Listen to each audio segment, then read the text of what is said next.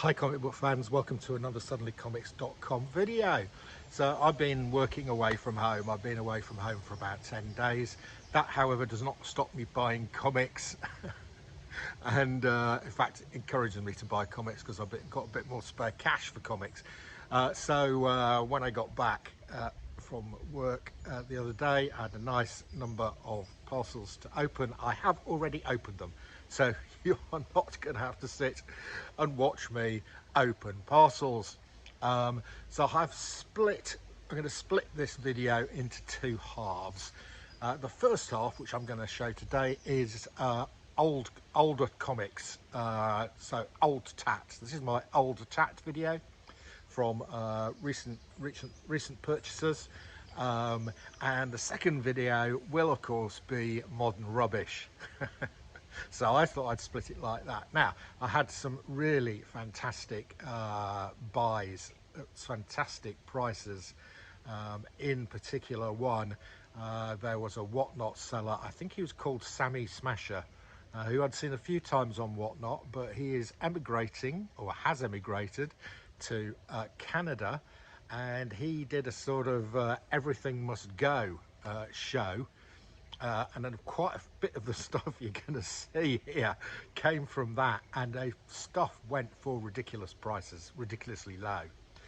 Okay, so I'm going to start off. So this is the Older Tat Comics. First off, I'm going to start with this. This actually came from eBay. I saw this on eBay. I was searching for Richard Corbin stuff. I have a buyer who does buy Corbin stuff from me at the London Comic Mart.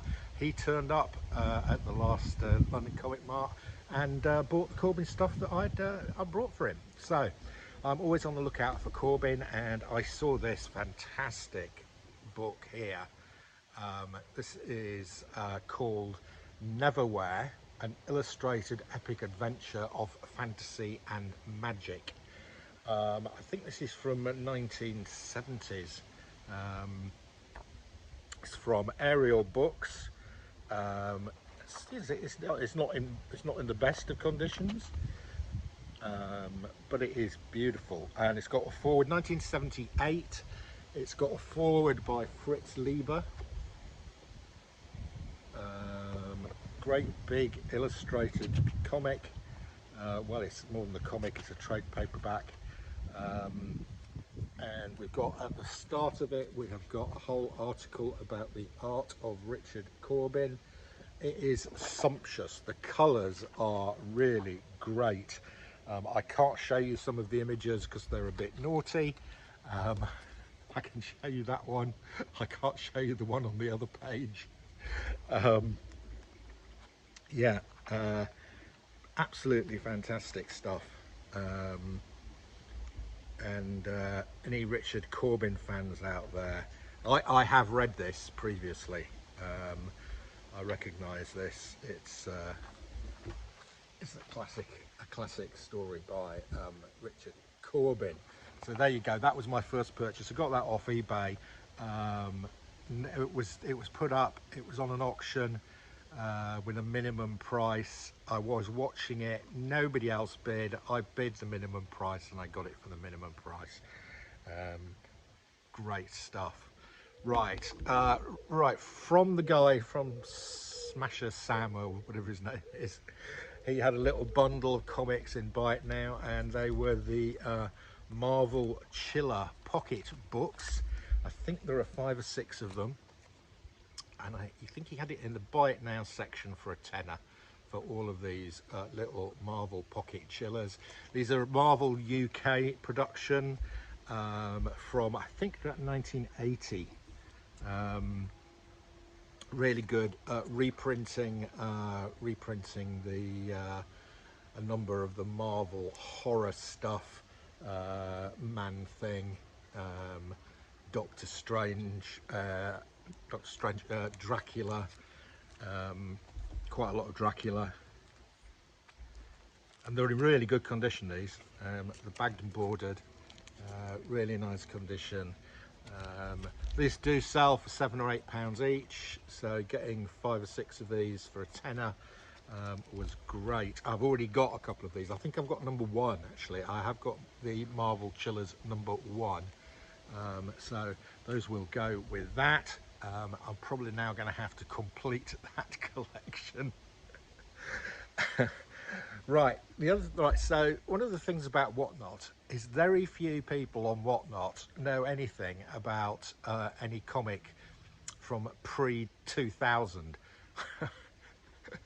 So most of what he's selling on Whatnot, in UK Whatnot at least, it's not true in the States, most of what he's selling on UK Whatnot is modern variants. Okay, so when you put something up that is from the Bronze or Silver Age, it's like tumbleweed going down the road. So this guy had some Detective Comics and Batmans. They're not in brilliant condition, but I'm going to show you them. I picked all of these up from him. I think it was for less than £10. Here we go. Batman 487.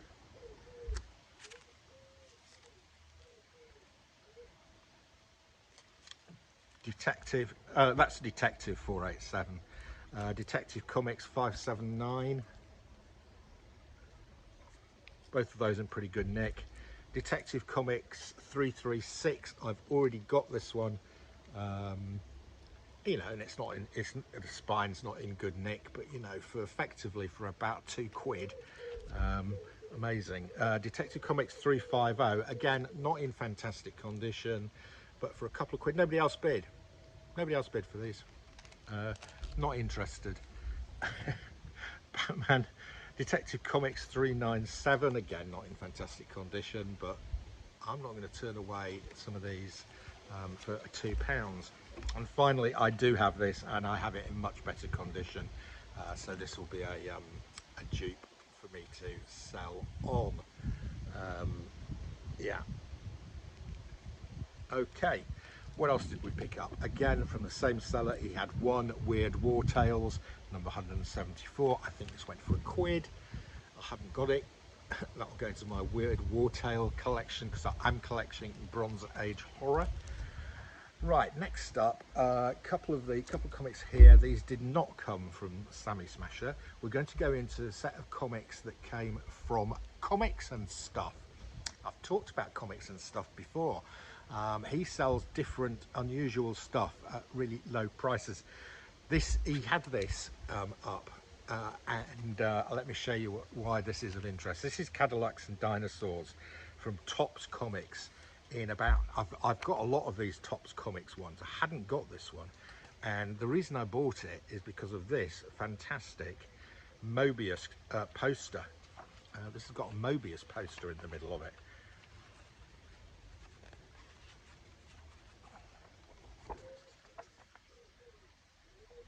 Absolutely brilliant. And it's in really nice condition as well. Cadillacs and Dinosaurs from Topps Comics. And it says free Mobius poster. So yeah, thanks to Comics and Stuff for that one. I can't remember what I paid. I think I might have paid as much as £3 for that one. Complete rip-off. Right. Really nice King Kong photo cover. Spine's not in great shape, but I think it was £1. A Batman and Scooby-Doo mysteries. I do like my cartoon covers, again about £1. You are now going to ask me what on earth I bought this for. I have bought a Barbie number 7. I know this could be a slippery slope. I could end up having to buy all the Barbies. I just like the cover actually. I think it's a really great looking Barbie cover, and it was £1. Right, next up he had some old style smut. I'm going to have to use my finger here to censor, I think. Yes, here we go. This is Sleazy Scandals from Kitchen Sink Comics. Sleazy Scandals of the Silver Screen, Marilyn Monroe, Suicide or Voodoo Rite, the shocking truth about Fatty Arbuckle, the mysterious death of Liberace and his mysterious life, And okay, there we go. I will have a read of that. So that's great. I also, he had some other comics in the Buy It Now, which I don't think he meant to put in the Buy It Now section. And I bought a couple from the Buy It Now section, and he honoured it. So we have another Eros comics here. This one is censored already, but it's a bubblegum cover. I might do, I do have a box of these type of comics. I might do a YouTube video with the warnings on it if I show them. Another one where we just about get away with not censoring it. It is Man, Goat and the Bunny Man. 48 pages of content. Yeah. And that's a more modern one, back to the sort of 80s smut. This is Chuck Austin's Hardball #1. Yes, this is not for kids. Right, enough of the smut. So then we've got a Star Trek #2. No, this is Star Trek #2. I've got Star Trek #1. It does have a sticker on it. I think this again cost me £1. It's got a sticker on it, but I like the sticker. The sticker is from one of the first comic books. Well, it is the first comic book store I ever went to in London, called Dark They Were and Golden Eyed. So that is a bit of nostalgia for me. That sticker, Dark They Were and Golden Eyed, and that was 30p from Dark They Were and Golden Eyed, long gone. And it's Star Trek #2.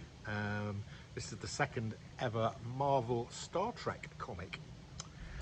Right, I then bought something from Comics and Stuff. He put this comic up in it's a Phantom comic, and he said whoever bought it could become the third brother of the Phantom Club. Well, I do collect Phantom. I've got quite a few Phantoms through the ages. I haven't got any of this series here. This is by a publisher I've never heard of. So this is called Moonstone. And you can see he's put third brother of the Phantom sticker on it. It's also signed by somebody. Somebody has put Walk signed there and the signature. I have no idea who it is. Terry Austin is one of the cover artists. It could be Terry Austin, or it could be this B. Levin's character, or it could be the script writer. I have no idea. But that was a fun comic to get. Right, back to some stuff from Sammy Smasher. Dazzler #2. So I've got Star Trek #2. I've got Dazzler #1. I've got about 3 copies of Dazzler #1, but I have not got a copy of Dazzler #2. I have now. Again, £1, I think. Right, now these next 3 were complete steals, right? So these are from 1990. So again, people watching Whatnot have not got a clue what these are. You probably need to be 50 plus or 40 plus, because I know Nevs knows about these. This is a series called Cry for Dawn, which came out in 1990. And was one of the sort of comics that threw Joe Linsner into fame. Joe is a fantastic drawer of scantily clad ladies. And here we have an absolute classic one, which I already have. But these 3, let me tell you, these 3 comics, we'll put them up as a bundle, and I think I got them for £5. Right, well, that one in itself is a 20 to 30 pound comic. This is Dawn, Cry for Dawn #5.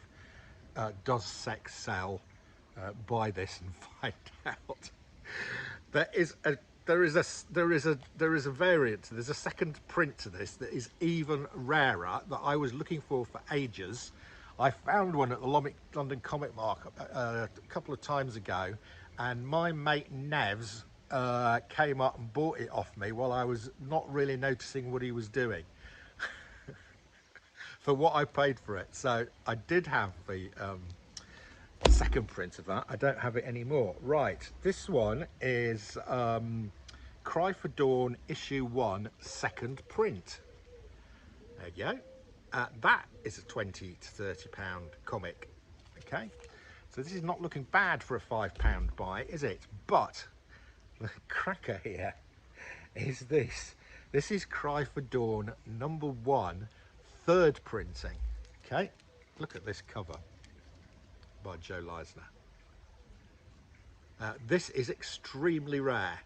Okay, you can go and see on eBay there's a raw copy of this selling for about £100.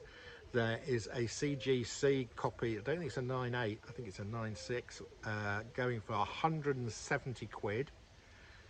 And on the, I looked at the solds as well, and I think one of these sold for about 90 quid a couple of weeks ago. So picking up this Cry for Dawn third print together with the other two for a £5 was a steal. This is the issue on Whatnot, is that old guys like me can occasionally swoop in, you like old buzzards, and collect some real crackers. Right, while we're on that subject, this next one was also completely crazy. These next 3 comics were in one lot, and it starting price £1. I was the only person that bid. Okay. Young Marvel Man, number 309. Young Marvel Man was produced by L. Miller and Co. So Young Marvel Man replaced Young Miracle Man when they couldn't do Miracle Man anymore. These things vary, but they'll sell between 10 and 20 quid each. And they're getting more pricey because they're hard to find. Another one, so that's 2 Young Marvel Mans and a Rocky Mountain King, number 51. And these sell for 5 to 10 quid.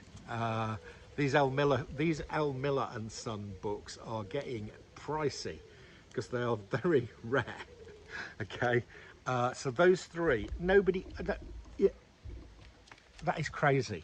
Those 3 comics for £1 is crazy.